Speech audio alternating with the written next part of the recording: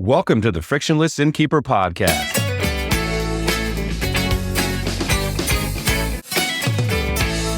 Coming right up, fresh tips and insights from lodging professionals aimed at helping you improve your business. Our podcast is brought to you by the Frictionless Guest App, the digital concierge that helps your guests to live like locals. Learn how at frictionlessguest.com. Steve Short, how are you? I'm doing fine, Matt. How are you? I'm doing great. So for this podcast, we're speaking with Janet Wyshnia, she's one of the owners of American Blossom Linens, and it's basically a brand of bedding made by a company called Thomaston Mills. And very unique history here. I learned a lot, fascinating insight into how linens are made, but also too, really cool to hear about her expanding out into the independent lodging sector. Yeah, really cool story and only one that she can tell.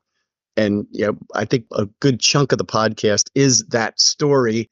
Hopefully our listeners want to hear about the linens and we'll hear about that. But yeah, pretty interesting story. I mean, she grew up, it was her grandfather's company and started in 1931. And then eventually the connection with Thomaston Mills, that goes back to like 1899, I think she said it. And they now have the oldest textile mill in the United States. Everything is done in the US.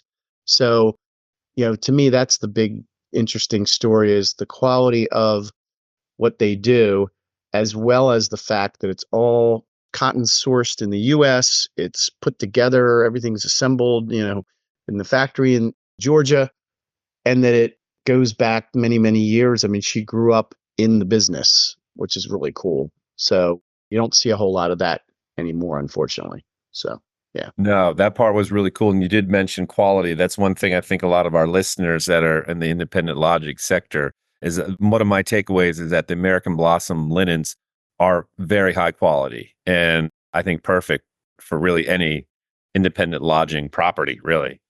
Yeah. And of course, we're the Frictionless Guest App. We're all about living like locals. And the reality is that there aren't local places, like real interesting places in the world, unless there are, local businesses and family-based businesses. That's what, to me, makes things interesting. And so that's part of this story as far as I'm concerned. Yeah, that's a great point. And with that, we hope you enjoy this Frictionless Innkeeper podcast interview with Janet Wyshnia, who's one of the owners of American Blossom Linens, which, as you heard, is a brand of bedding made by Thomaston Mills. And Janet will tell you all about her history of her company and all about her products. And we hope you enjoy this interview. And Janet and Steve, how you both doing? And thanks for joining us today. Thank you so much for having me. I appreciate it. That's great to have you, Janet. Steve Short, my friend, how are you? Matthew, I'm doing quite well. How about you? I'm doing great. I'm excited to talk with Janet today. And Janet, your company has quite a storied history and would love to start at the top with the history of Thomaston Mills, and then we'll transition and talk later about American Blossom Linens. That sounds good to me. All right. Are you ready it's a winding history here, as Steve knows. Sounds like my life. Yeah. Yeah, I know some of it, but I want to learn more. We met at ALP, so that's where I started to learn a little bit about the story. But yeah, I want to hear a little bit more. We were I'm sure neighbors. Listeners do. That's right. We were next to each other Neighbors. at the booth. That's right. Yeah. So, the company was started by my grandfather, actually, in 1931. He came over from Russia. He had worked in a retail linen store there, came over to the US and got married. And he started his own retail store in the center of Philadelphia. It was at that time, it was called Jaffe's Art Linens. It was just a store that sold to the general public. So he had 3 sons, my father and my 2 uncles. And as they grew up and went to college, they went to the University of Pennsylvania. They graduated and they went into the business and they started working in the retail store. They ended up opening up another retail store. So they had 2 stores. And as they started my father and his 2 brothers started to get married and have children, they decided they really didn't like the 7-day-a-week retail gig. And they started to think about some other avenues maybe they could pursue. And they thought for a few years, actually. And finally, they came up with, well, maybe we should start selling to B2B, to government agencies, to ships, to hospitals, to hotels. And so they started to give that a try. They started bidding on government contracts first, and then they kind of expanded out. And over time, that business ended up growing much bigger than the retail business. So they ended up closing one of their stores, and the store that was in Center City, Philadelphia, they converted to an office building. So they closed the retail part and made it just an office building. And they hired people, and they just grew this B2B business. And at that time, they were distributing for other manufacturers. So it was completely USA manufacturers, big names. I don't know if you've heard any of these, but Cannon Mills, Fieldcrest, J.P. Stevens, Burlington. They were the big names in textile manufacturing in the US at the time. West Point Pepperell. And so they were distributing for those companies. By the way, I think I've heard of all of those brands. Yeah. Maybe I'm dating myself, but so timeline, like at what point did your father and your two uncles join your dad in the business and start this whole direction So toward B2B? I have to admit, I'm really bad with dates. Okay. I'm just like really bad, but I'm going to give you a flavor. So I would say it was in the 50s that they Okay. joined the business. So my father got married in the late 50s, and I was born in 1959. Now you know how old I am. You're my brother's We age. have a big one My coming older up. brother's age. Yeah, I have a big one coming up this year, if you Okay. calculate it. Right. Yeah. Yes. And they kind of ran the distribution business like that until the mid 80s. Mm-hmm. So it was just strictly distribution, selling from these larger textile companies to this B2B marketplace. All right, now I'm going to tell a little bit about my history. So when I was a little girl, so I was born in 1959, I was a little girl, probably starting from when I was like 3 or 4 years old. My father at that time was really running the business. My grandfather kind of turned it over to my dad. He was the CEO. And he would basically doing a startup. And we all know when you do a startup, you have to work really hard. So he worked really, really hard. He would work late into the night, a lot of nights. So he would come home from work, though he would always come home and have dinner with the family. And after dinner, he would go to his desk and he would continue working. So when I was a little girl, he would have me sit next to him and he would give me things to do. So sharpen the pencil, when I was really little, or he would be going through invoices, or he would actually be looking at checks that they would be mailing, the accounts payables. And he would have me, after he made sure the checks were okay, he would fold them up and I would put them in the envelope. Because remember, back then, everything was paper.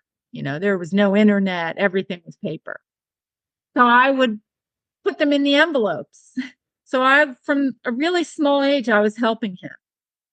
As I got older, I guess when I got to middle school, it became a requirement that I had to come during school vacations, so Christmas vacation and spring vacation. I had to come from vacation to work to learn what it was like to work. So I would go there, and of course, I started out, doing very minor things, delivering papers to different people, and again, filing, folding things, and maybe putting samples back on a shelf, or even sweeping the floor. I did a lot of filing, because they had paper, everything had to be filed. I did that kind of through high school.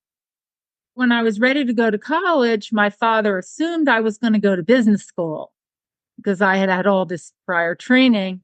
But of course, like every rebellious teenager, I decided, no, I did not like business anymore. And I wanted to become an anthropologist. So I went to school. I went to Vassar College for 2 years because they had a very good anthropology department. And I studied anthropology. And then the summer of my sophomore year, I met my husband when I was home for the summer. At the time, I had to work at the company. I was doing that, even though I wasn't happy about it. I met my husband. We dated through the summer. And then I decided I wanted to come back to Philadelphia because he was living in Philadelphia. So I transferred from Vassar to Penn, and I went the rest of my college career at Penn. And I got to my senior year, and I was like, okay, now I have to figure out what I'm going to do with my life. And by that time, I was, well, what can you do? What kind of job can you get as an anthropologist? You can go on a dig, you can become a professor. And I thought to myself, I don't know if I like that now.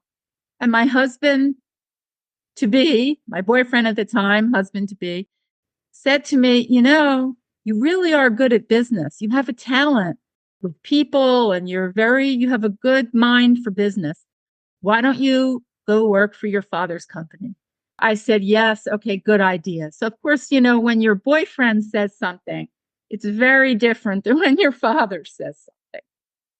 So I graduated college and I took 2 weeks off and I started back at the business. And I kind of started on the ground floor. I worked pretty much in the customer service area, talking with customers who had placed orders, resolving issues. And over time, I moved up to sales and marketing and things like that. So by this time, it was like the early 80s. We were really selling a lot of sheets. And we decided at that time that we were going to try to do our own private label brand of sheets. So we started working with a company called Thomaston Mills. They were a smaller player than, say, a Fieldcrest or a J.P. Stevens or a West Point Pepperell, but they were a public company and they were still fairly large. So did they have their own branded line? Yes, they had their own branded line and they were making sheets for retailers, Walmart, Dollar General, they were selling retailers.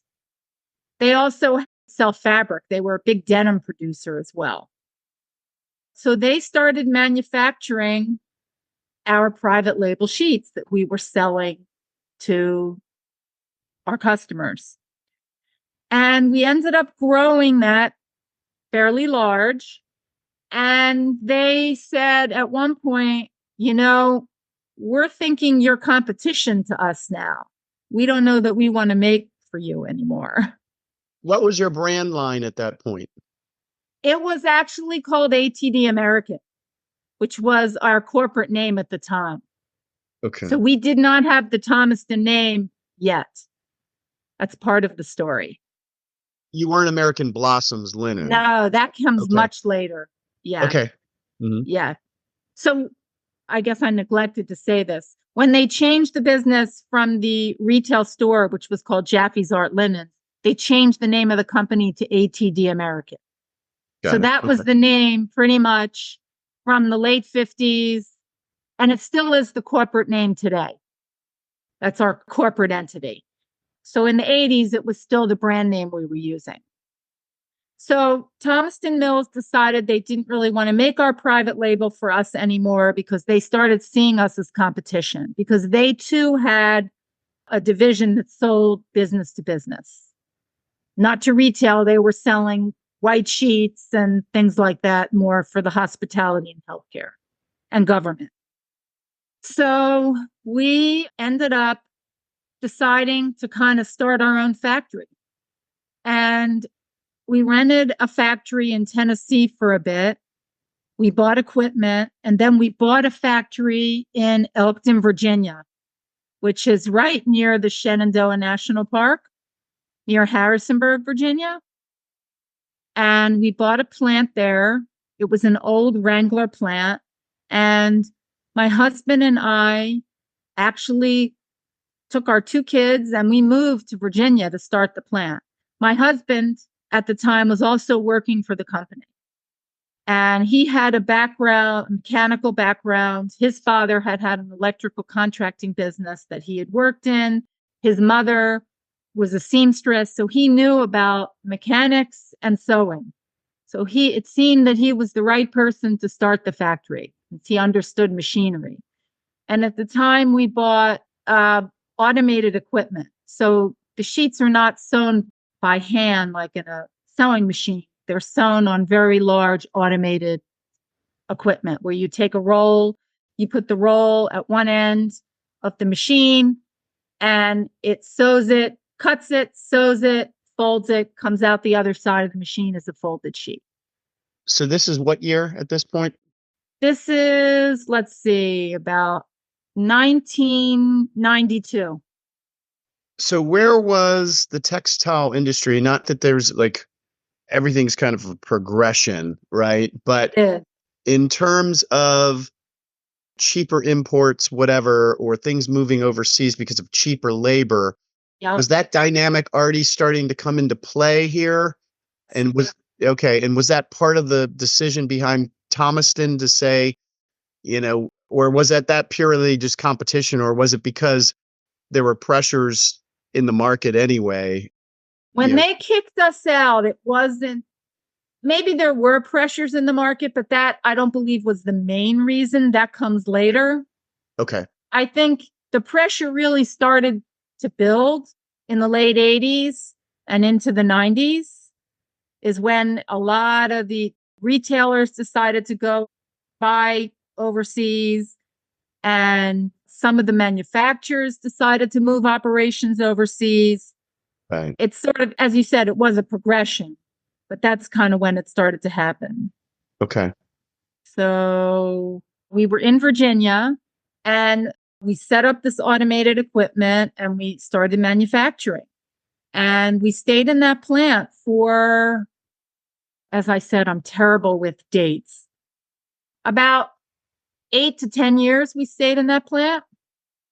And in the year 2001, Thomaston Mills, the company we had worked with before, ended up going bankrupt because everything really started to progress overseas. They lost their customer base and they couldn't make it anymore and they went bankrupt. So their name and their factory went up for sale. And we ended up buying their factory in Georgia because we were doing well and growing. And we bought not the entire factory, only parts of it. We bought part of their factory and we bought the trade name for their B2B, which was Thomaston Mills. So that was actually the day of 9/11. We had the closing on that plant. It was so strange. A lot of the members of our company were at our lawyer's office dealing, I guess, with the paperwork for the closing when we all heard about what happened. My husband was supposed to fly to Thomaston. He was, right after the closing, and he wasn't sure he was going to be able to get there. And we all know what that was that day. So we bought their equipment, their plant, their trade name, and we got a lot of their employees as well. So this enabled us to grow our manufacturing. You eventually just decided to close the Elkton facility then just to have the Thomaston facility. Okay. Correct. Yes. We sold the Elkton facility. Yeah. So that was 2001. And we just went about growing our business. And really the main part of this business was the same customer base. It was government agencies, hospitality, and healthcare. So now to the American Blossom story. Should I move on? That'd be great. Yeah, tell us about Yeah. that. Yeah, because we want to Okay. hear about what you guys sell as well. So, Yes, yeah. we will do that. I guess I'm being long-winded. So in 2019, I decided to start the brand American Blossom Linens. I turned 60 in that year. And at the time, I was the CEO of the company, but I didn't really want to continue. I had a couple of grandchildren already by then. I wanted to maybe step back a bit. So I was thinking, I'm not the kind of person that can ever just do not, I have to be always busy doing something. So I decided, and there was a lot of talk, obviously, around the election about Made in America products. And there was, of course, a lot of direct to consumer businesses starting. Even that was even before that. But I decided, well, maybe I'll go back to our retail roots and I'll try direct to consumer. So I ended up starting this brand in 2019. We went live January 1st, 2019. I didn't know anything about direct to consumer. I kind of learned on the fly. Then 2020 came and, everything shut down. And we thought, well, it's just going to, obviously that was a very bad year for hospitality. The hospitality all shut down. We thought everything was going to shut down. And much to our surprise, when everybody started coming home, they all wanted to decorate their bedrooms more. So we saw a pop in this brand. We actually grew 400% that year, 2020, because everybody wanted to buy things for their bedroom. And we were made in the USA. There were no ships that were stuck to be unloaded, Yeah, so good we point. had the product. And we've been growing ever since. And about 2 years ago, I started noticing that there were some Airbnbs that were interested in our products. And we started selling a few Airbnbs. So we decided we might think about approaching the independent lodging. The real B&Bs, right? The real B&Bs, right. Right. The inns. The real and B&Bs. yeah, that's Actually, right. my cousin, I think I told you the story when we were together. My cousin operates a B&B in That's New York, right. in Yeah. Saugerties, New York. And she was the one that kind of put me on to this association that I should give it a try. So that's To ALP, yeah. Association yeah. of Lodging Professions. That's right. Yeah. So And somehow we ended up in the same, right next to each other, one as booth next to. neighbors, yeah. That's right. So how have things been as far as, what's been the reception? And I know this is the first time you've done ALP. What's been the reception in terms of the independent lodging sector?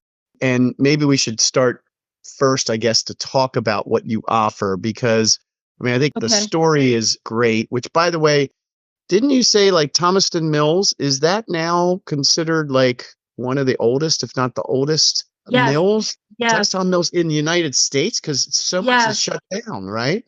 Yes. Thank you for reminding me parts of my story. Yes. So Thomaston Mills was also originally a family business started by the Hightower family in 1899. So we are the oldest manufacturer left making bedding in the U.S. Wow. How many people are at the Thomaston Mills plant? Now? Yes. Currently, we have about 120 employees. Wow. We now actually have 2 plants. We have a plant in South Carolina, too. Oh, cool. Where in South Carolina? Easily. Okay. Not familiar. I know Charleston. One of my best friends is down there. So that's what I was wondering. So one of the things, it's American made, and that's important to probably a lot of people. But you also, as a business, as lodging people, when you're running a business, there's concern for cost as well, but it's always value, right? It's always, okay, what am I paying and what am I getting, right? The And I cost per think, use. right. If I'm in an upscale select registry type property, for example, my guests expect high quality linens, whether it's towels, whether it's sheets, whatever, right? So talk about, I mean, that is part of this, is that it's not just American made, but it's really high quality stuff. At least the American Blossom linens, that line, that brand is kind of your top brand, is it not?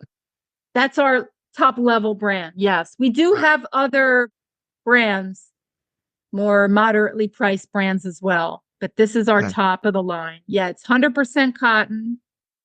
It's more generously sized. It has a 16-inch depth in the fitted sheet, so it fits a higher mattress. As I said, it's 100% cotton. We also offer towels. We offer towels made out of organic cotton. Again, they're larger, heavier, very kind of plush towel. We offer a blanket. The blanket was a big hit at the trade show, actually. People really I, liked the blanket. I can see why. It's a good looking blanket. It really is. Yeah, It's because kind of a I guess it's traditional something look. they hadn't seen Yeah. before. Yeah, Yeah, it was a good soft traditional look, I thought. Kind of reminded me yeah, somewhat of the colonial style almost. So yeah, yeah. pretty cool. Yeah. Everything we make is very neutral to go with many different decors. So everything in your line is pretty much cotton, is that right? Or no, you've Yes, got some wool stuff though. I There's have a some, wool blanket. okay, I have a wool blanket. I'm not sure that that's appropriate though for if there's issues with washing. right. Yeah. Yeah, I'm not sure that's really appropriate for lodging just because of the washing issues. So how do you compare, if for our listeners, our lodging owners or managers, if they're thinking, well, there's various lines that are out there, how do you compare in terms of quality? And maybe, I mean, you're just kind of getting into this market, so I'm not I sure, am. how much you really have paid attention to the competition, but where do you think you sit in terms of the quality, cost, and that whole value area? Yeah, again, I am very new to this particular market, so I am still in a learning phase. But I think we're higher end than the people, at least that I saw at the trade show. Okay. Yeah. But But again, and I mean, as my understanding is that a good portion of what lodging owners want to do is present a very comfortable, luxurious bed. I mean, that's the main thing for people, right? And in yeah, terms of expense, compared to other expenses I think they would have, this is probably minimal. yeah. And without getting too technical, I mean, I remember you showing me some stuff at ALP at the trade show. I mean, there's things like linen count or thread count, I guess. I think I saw on the website that, is it a 700 thread count for your sheets? Is that what it is, maybe? Or was I No, thinking it's a towels or 180. something? A Yeah, 180. Okay. 700 is the weight of the towels. You're good. You remembered Okay. that. Okay. That's All the right. weight of the towels. That's good. Okay, that's the weight of the towels. Yeah, I don't have anything to compare. When I mentioned that we used a Turkish cotton, I think you almost crawled under the table. But, uh, Yeah. but, Ours is um, organic. Everything is USA. That's our brand. right, right, and the Everything, whole, cotton is grown, the wool, everything is USA. yeah, the whole supply chain, everything. Everything. I mean, you're not growing the cotton; you're getting the cotton from the No, right. U.S. We though, buy, right? yeah. We're Yeah, but everything we're is not the farmer. U.S. based. Okay, Everything is US okay, based. that's cool. Yeah, so do you want to talk any more about, the actual product in terms of either American Blossoms, or if you've got other kind of more down market type stuff, it's up to you, but and maybe give us a feel for a set of sheets. Where's your price point typically? Well, what we're doing for American Blossom is we're giving a 30% discount off of our retail price. Oh, okay. That's for Wow. American Blossom. The other items that we do have some items that are more mid-market and lower market, and that would have to be quoted on an individual basis. But we do have a variety of thread counts. We have plain weave. We have, I don't know if you've ever seen the sheets that have like the stripe in them. It's like a woven stripe. We have those Okay. as well. We have some pastel colors that we offer. We have cotton, and we also have poly cotton as well for people that maybe be concerned about the ironing aspect of things, because I know that's a big concern for the innkeepers too. Okay. But the main line is all cotton. American Blossom line is all cotton. And, people ask, we do have people who, lodging owners that are using it. Sometimes what they do, because they want to make it look a little bit cleaner, they'll iron the hem, just the hem of the flat sheet. We have some tricks we can send to people about how to minimize wrinkles. And some people are fine with the wrinkles. It makes it look comfortable. Yeah, that's true. Okay, cool. All right. So in terms of pricing, I think sets for sheets, where do they, for American Blossom, I don't know. Well, king size is huge, I guess, but that's probably pretty typical for lodging. How much is it approximately? I guess I was on the site. I don't remember exactly in terms of the retail pricing. What's the retail price come in at for the king size? I'm putting you on the spot. Sorry. Yeah, you are. And as I have, as I told you before, I have a terrible memory for numbers. So I know the queen set is $299. I think the king is $329. Okay. $329, $349. And that's retail price. Yeah, that's retail price. So they would have 30% off for wholesale. And if it's a large wholesale order, we might be able to do better than that as well. Okay. That's pretty good. Pretty cool. Okay. Matt, do you want to? Yeah. Are we at the point? You didn't have to reel me in a whole lot. I always say reel me in, but no. I mean, Janet she was not shy in any way, so she was able to just kind of tell us the story. Interview. Yeah, we didn't have to coax anything out of her. Yeah, I think we're almost at the point. Janet, is there anything else to add or anything we may have missed before I take us out? Yes. If anyone wants to get in touch with us, the email is support@AmericanBlossomLinens.com. That's the best way to get in touch. Or our phone number is 888-825-0110. And it's AmericanBlossomLinens.com. We will, in the show notes, we always post that. So we'll have that link there for people to be able to get to. Okay. That's great. All right. Well, I'll take us out. This concludes this Frictionless Innkeeper podcast interview with Janet Wishnia, who is one of the owners of American Blossom Linens, which is a brand of bedding made by Thomaston Mills. And as you heard, Janet was kind enough to share her insights regarding the history of her company, as well as her company's linens and beddings for the independent lodging sector. Our podcast is brought to you by the Frictionless Guest App, the digital concierge that helps your guests to live like locals. Learn how at frictionlessguest.com. Once again, that's frictionlessguest.com. And Janet and Steve, thank you so much for your time today. Thank you. I had a really fun time. Thanks for inviting me. Thanks, Janet. We appreciate it.